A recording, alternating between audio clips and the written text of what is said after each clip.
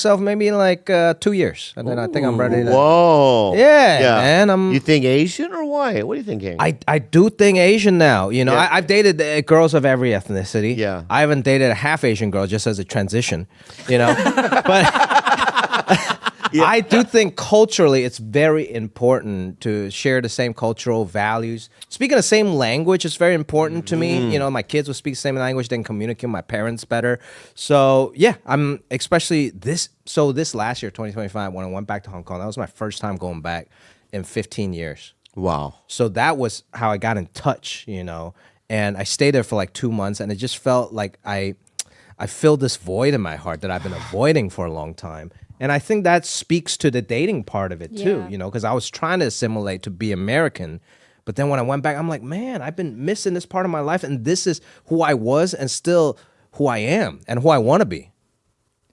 Yeah, there is a comfort there, no? Yeah. Yeah, like I think there's something also And understanding. really special about like the 1.5 generation, like you, Ronnie Chang, or even like Zhao Ying, or even Andrea Jin, right? Where it's like you come to America at a little bit of a little bit later in your life.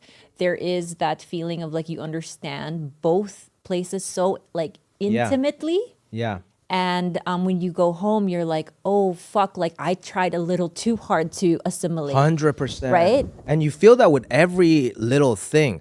Like in American dating is so different than Asia dating. Yeah. I don't know even know the difference. Tell me. So when I first came to America, I was 13, right? I didn't know. I thought I would date to get married when I turned 16, 18, whatever, right? But then when I watched like American Pie, they were like, you got to get laid on prom. You know, average age, you get laid first, and then you go to college, frat boy party, you know? And I was like, oh my God, I'm such a loser. I gotta get behind this, you know? Yeah. So then I started like kind of that, you know, getting into that. I'm like, how do I, you know, like young Jimmy, it's like, how to like hookup culture, like how do I navigate that? And then the dating, even as a... And I find it was it harder for a little Asian? Like, you're 100%, dude. It's so much harder. I didn't get any action. Me either. Until I started doing stand-up. Me too. Yeah, exactly. That was our saving. That's the whole reason why I'm doing it. Yeah. Yeah, let's be honest. If I was tall and white, I would have never done stand-up. I would have never done it. You know? I'd be like, welcome to Kinko's. You want... You were gonna kick me. That'd be me.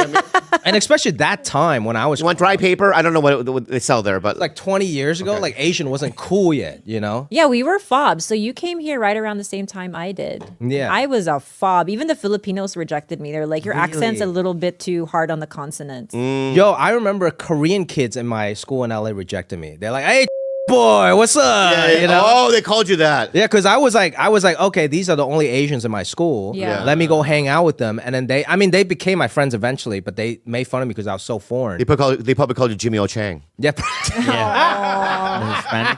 Hispanics. Wait, was it different? How was it like in Hong Kong? Like in the Philippines, the courtship, it has levels and steps. So I'm just learning this, right? So like, you know, you can talk to someone in Asia, where the Hong Kong, like whatever, right? For weeks, for months, you go on dates and you don't do nothing, right? Like you don't make out, you don't even do nothing. Like it's not, you don't lead with, because here in America, after like 3 dates or whatever, say you hook up, you have sex, you know, and then you have this 3-month period of deciding, are we exclusive now? Are we boyfriend, girlfriend? Yeah. Everything, it's like backwards. So okay, I'm glad you brought this up. That's why situationships happen so much more often here, where it's and then people get hurt, and it's more clear, like cut and dry over there, where it's like because you follow these steps and these rules, there's kind of less confusion about where are we at. But you know what's crazy? Because I'm so Americanized, I got confused. Like I'll hang out with a girl, we obviously are like liking each other, but then we haven't made out, haven't had that physical like assurance. And I'm like, how do I know she likes me? Oh, right, what if right. I'm friend zoned? What if I'm a loser? Yeah, you know? But then they're like, no. Like I was talking to a female friend of mine, and then she was like, no, like, what do you mean? You don't need sex to know if someone likes you. Is she hitting you up all the time? Yeah. Are you guys like having a good time going out? And is she making moves to try to hang out with you again? You know what I mean? Because I dated a girl here, like 3 or 4 dates, Chinese girl from China, and I went in for the 4th date. I kind of went in for a kiss, and she was like weirded out by it. Yeah. You know what I mean? And in my mind, I was like, oh,